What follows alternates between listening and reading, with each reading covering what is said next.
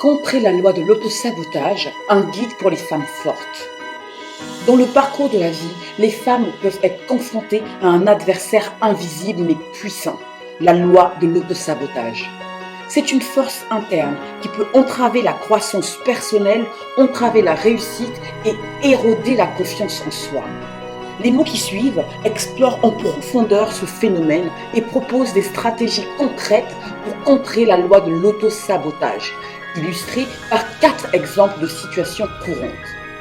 Comprendre la loi de l'autosabotage. La loi de l'autosabotage peut se manifester de différentes manières, mais son essence réside dans le comportement qui entrave délibérément le progrès personnel. C'est un ensemble de schémas de pensée et de comportements négatifs qui créent des obstacles à la réussite et au bien-être. Exemple numéro 1, la peur du succès. Certaines femmes, inconsciemment, craignent le succès. Elles peuvent avoir peur de l'attention, de la responsabilité accrue ou même de décevoir les attentes des autres. Cette peur du succès peut conduire à l'autosabotage, empêchant une femme talentueuse de réaliser pleinement son potentiel. La stratégie, travailler sur la confiance en soi, déconstruire les croyances limitantes et visualiser positivement le succès peuvent aider à surmonter la peur du succès. L'exemple numéro 2, le perfectionnisme excessif. Le perfectionnisme peut être une forme subtile d'autosabotage. Certaines femmes se fixent des standards tellement élevés qu'elles hésitent à entreprendre quelque chose de peur de ne pas atteindre la perfection. Cela mène à la procrastination et à l'autocritique constante. Et franchement, mesdames, arrêtons-le du mieux que nous pouvons.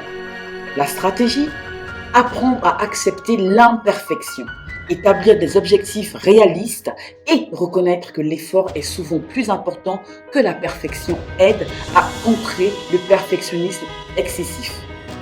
Testez-le et dites-nous ce que vous en pensez. Exemple numéro 3, l'autodévalorisation.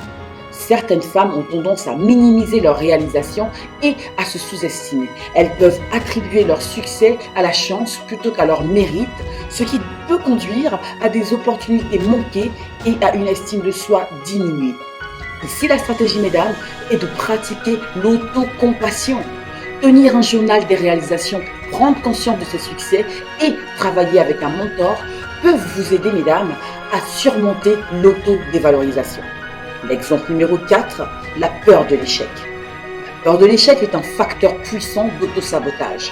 Certaines femmes, par crainte de ne pas être à la hauteur, peuvent éviter de prendre des risques ou de relever des défis. Cela peut les maintenir dans une zone de confort, limitant leur croissance personnelle et professionnelle. La stratégie, encore une fois, redéfinir le concept même d'échec comme une opportunité d'apprentissage et établir des objectifs progressifs et se concentrer surtout sur le processus plutôt que sur le résultat final. Tout cela peut atténuer la peur de l'échec. Stratégie générale pour contrer l'autosabotage.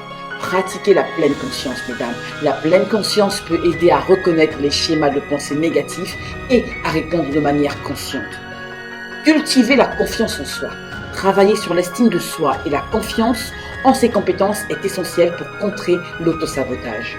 Établir des objectifs réalistes. Fixez-vous, mesdames, des objectifs atteignables, favorisant le progrès et renforce ainsi le sentiment de réussite. Entourez-vous de soutien. Avoir un réseau de soutien solide peut fournir un encouragement et des perspectives extérieures, aidant ainsi à contrer les tendances autosaboteuses. En fin de compte, contrer la loi de l'autosabotage demande du travail, de la réflexion et de l'engagement envers le changement. En reconnaissant ces schémas et en mettant en œuvre des stratégies spécifiques, les femmes peuvent libérer leur plein potentiel, surmonter des obstacles internes et embrasser une vie pleine de réalisation et d'épanouissement. La loi de l'autosabotage ne peut être vaincue qu'avec une combinaison de conscience, de compassion envers soi-même et d'une volonté déterminée de s'affirmer pleinement dans le monde. Qu'en pensez-vous, mesdames ?